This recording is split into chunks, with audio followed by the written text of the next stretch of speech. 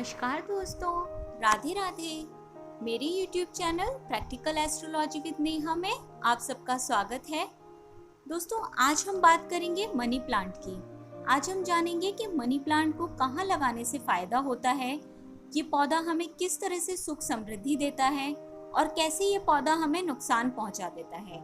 जी हाँ दोस्तों, गलत तरीके से लगाया गया मनी प्लांट हमें नुकसान भी पहुंचा देता है। तो हम जानेंगे इसको लगाते समय हमें क्या क्या सावधानियां बरतनी चाहिए।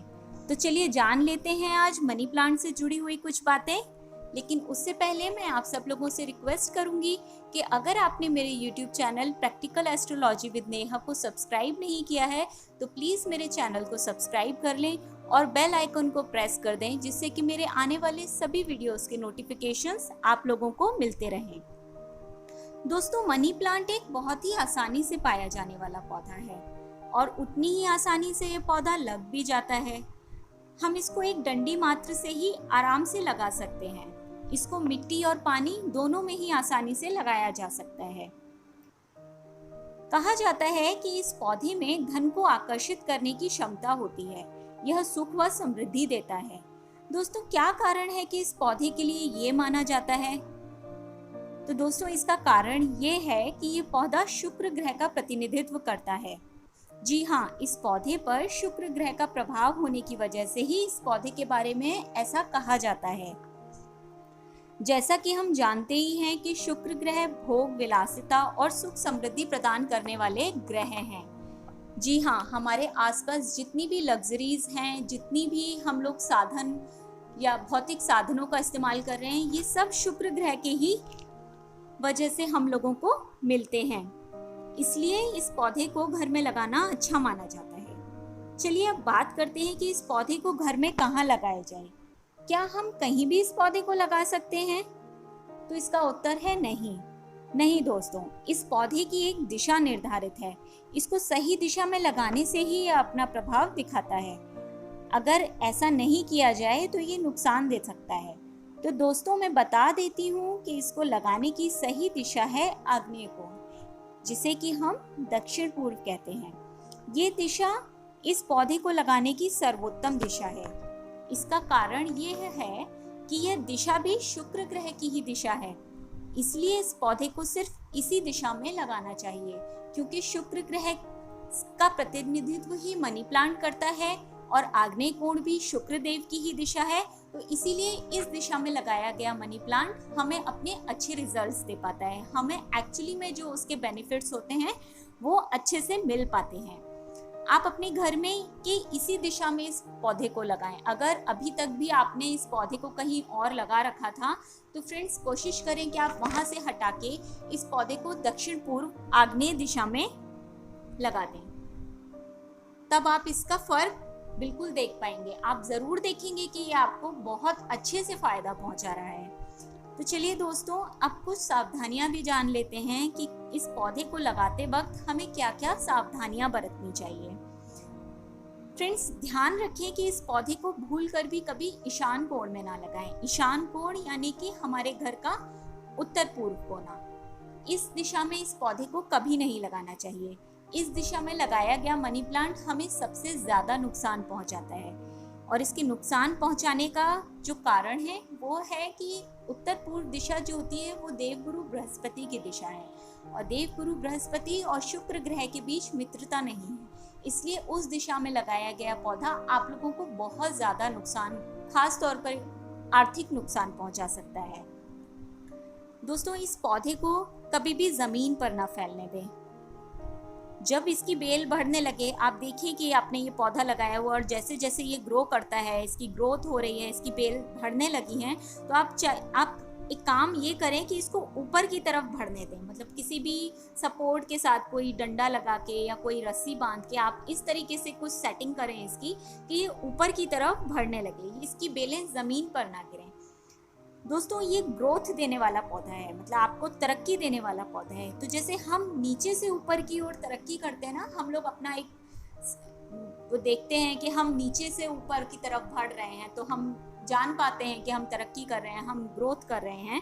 ठीक उसी तरह इस पौधे के लिए भी यही माना जाता है कि ये नीचे से ऊपर जितना बढ़ेगा आप भी उतनी ही ज़्यादा तरक्की करते जाएंगे। इसके लिए एक बात और ध्यान रखें दोस्तों कि इस पौधे के पत्तों को कभी भी पीला ना पड़ने दें। अगर आपको ऐसा लगता है कि इस पौधे की कोई पत्ती पीली होती जा रही है या सड़ रही है, तो आप उस पत्ती को निकालते रहें, यानी कि बीच बीच में इस पौधे पे ध्यान देते रहें कि कोई भी पत्ती पीली नहीं पड़नी चाहिए। जितना हरा भरा रहेगा, जितनी इसकी पत्तियां हरी और एकदम खिली खिली रहेंगी, ये पौधा उतना ही आप लोगों को फायदा पहुंचाएगा और उतना ही ये आपके घर में सुख और समृद्धि को आकर्षित कर पाएगा। ये जितना ज़्यादा हेल्दी रहेगा, उतना ज़्यादा ये आप लोगों को बेनिफिट देगा।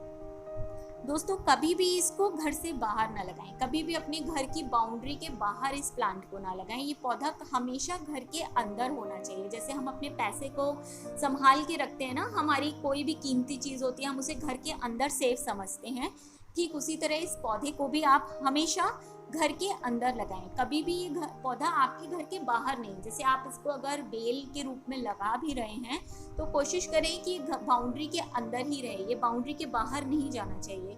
ये इस पौधे के लिए अच्छा नहीं है। आप जितना इसको घर में रखेंगे, ये पौधा उतना आप लोगों को फायदा पहुंचाएगा। दोस्तों, इस पौधे को ज़्यादा धूप की आवश्यकता नहीं होती है, ना ज़्यादा पानी की आवश्यकता होती है। बहुत ही लो मेंटेनेंस में, बहुत कम देखरेख में ये पौधा बहुत अच्छे से बढ़ जाता है, इसकी ग्रोथ बहुत अच्छे से हो पाती है। तो कोशिश करें कि जब भी आप इसको लगाएं, तो बीच बीच में से थोड़ा थोड़ा टाइम में धूप देते रहें, थोड़ा थोड़ा टाइम में इसको पानी देते रहें।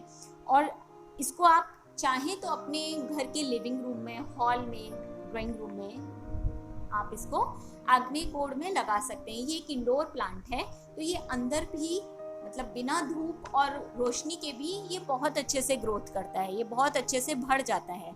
तो आप चाहें तो अपने लिविंग रूम के आग्नेय कोण में, दक्षिण पूर्व, साउथ ईस्ट कॉर्नर में आप इसे लगा सकते हैं।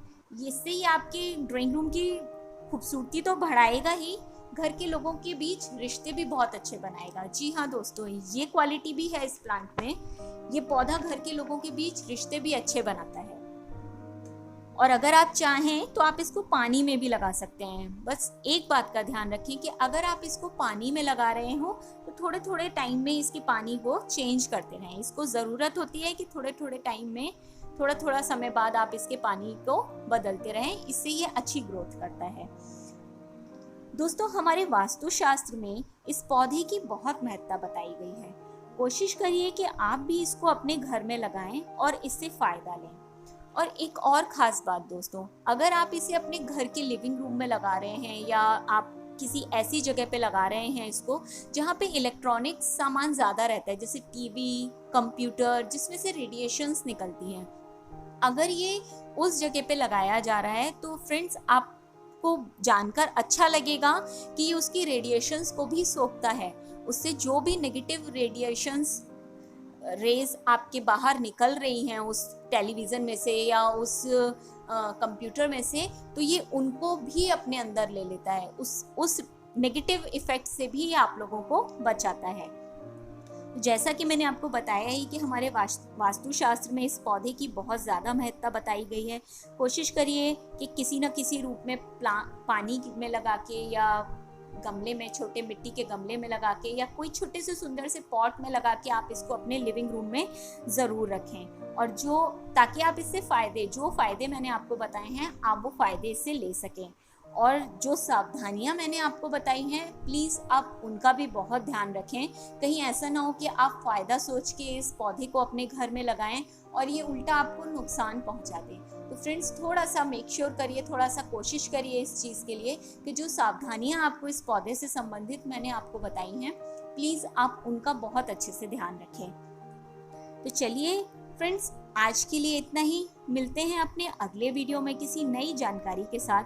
वीडियो अच्छा लगे तो लाइक और शेयर करिएगा, चैनल को सब्सक्राइब करिएगा और अपना ध्यान रखिएगा, खुश रहिएगा। जल्दी ही मिलती हूँ आप लोगों से फिर से। नमस्कार।